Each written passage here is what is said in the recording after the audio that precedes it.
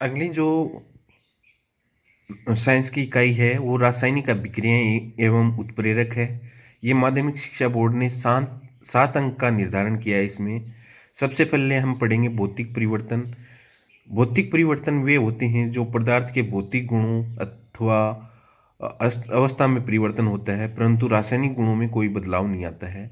जैसे ठोस से जल, जल से वाष्प, वाष्प के संघनन से पुनः जल, जल के पिंडन से पुनः ठोस बनना, ये भौतिक परिवर्तन का उदाहरण है।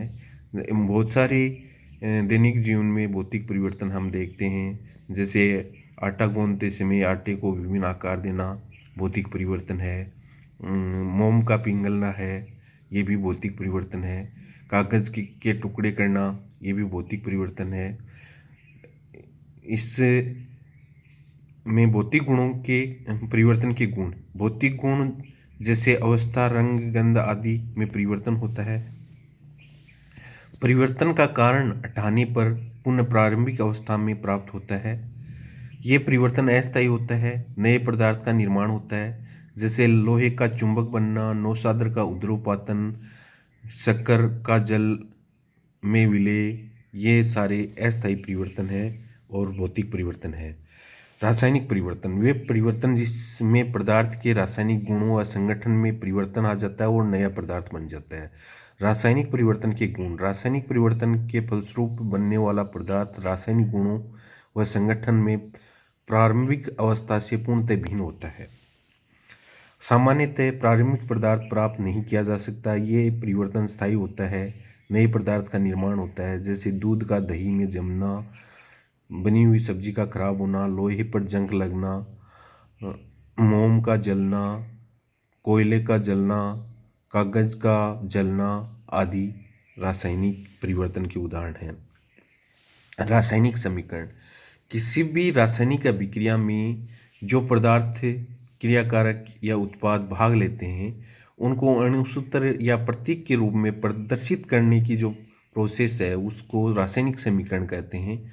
रासायनिक समीकरण को लिखने के चरण, रासायनिक समीकरण को लिखते समय सबसे पहले अभिकारक, क्रियाकारक या रिजेंट को लिखते हैं।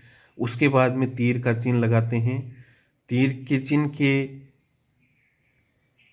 सिरे की ओर उत्पाद लिखते हैं। यदि उत्पाद व क्रियाकारक की संख्या 1 से अधिक है तो क्रियाकारक व उत्पाद के बीच में प्लस का चिन्ह लगाते हैं।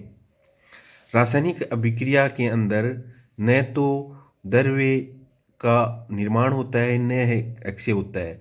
इसलिए किसी भी रासायनिक अभिक्रिया के अंदर अभिकारक व उत्पाद के परमाणु की संख्या समान रहती है। अगर ऐसा नहीं है तो हम हीट एंड ट्रायल विधि, अनुमान विधि से हम दोनों ओर अणुओं की संख्या को बराबर करेंगे और बराबर करने के लिए ऑक्सीजन और हाइड्रोजन को छोड़कर अन्य परमाणु को संतुलित करेंगे। इसके बाद में ऑक्सीजन व हाइड्रोजन को करेंगे। समीकरण को संतुलित करने के बाद में अभिकारक और उत्पाद की भौतिक अवस्था लिखेंगे। अगर अभिकारक या उत्पाद की भौतिक अवस्था ठोस है तो छोटे कोष्ठक के अंदर S लिखेंगे, गैस है तो छोटे कोष्ठक में G लिखेंगे, द्रव है तो छोटे कोष्ठक में L लिखेंगे, अगर जलीय अवस्था में है तो छोटे कोष्ठक में AQ लिखेंगे। अभिक्रिया उत्क्रमणीय होने पर डबल एरो का चिन्ह प्रयुक्त करेंगे।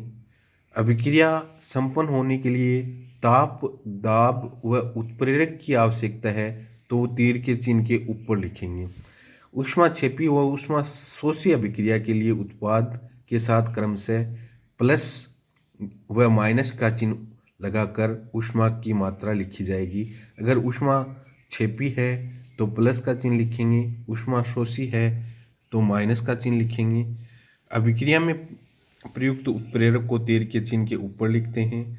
रासायनिक समीकरण की विशेषताएं, रासायनिक समीकरण कुछ जानकारी हमें प्रदान करता है। क्रियाकारक व उत्पाद के बारे में संपूर्ण जानकारी, यथा अणुओं की संख्या, द्रव्यमान आदि मिलते हैं। पदार्थों की भौतिक अवस्था की जानकारी मिल जाती है। रासायनिक अभिक्रिया के लिए आवश्यक परिस्थितियां यथा ताप, दाब, उत्प्रेरक आदि का के बारे में पता चल जाता है। समीकरण से अभिक्रिया ऊष्माक्षेपी है या ऊष्माशोषी है, ये भी स्पष्ट हो जाता है। समीकरण अभिक्रिया की उत्क्रमणीयता की जानकारी देता है। धन्यवाद।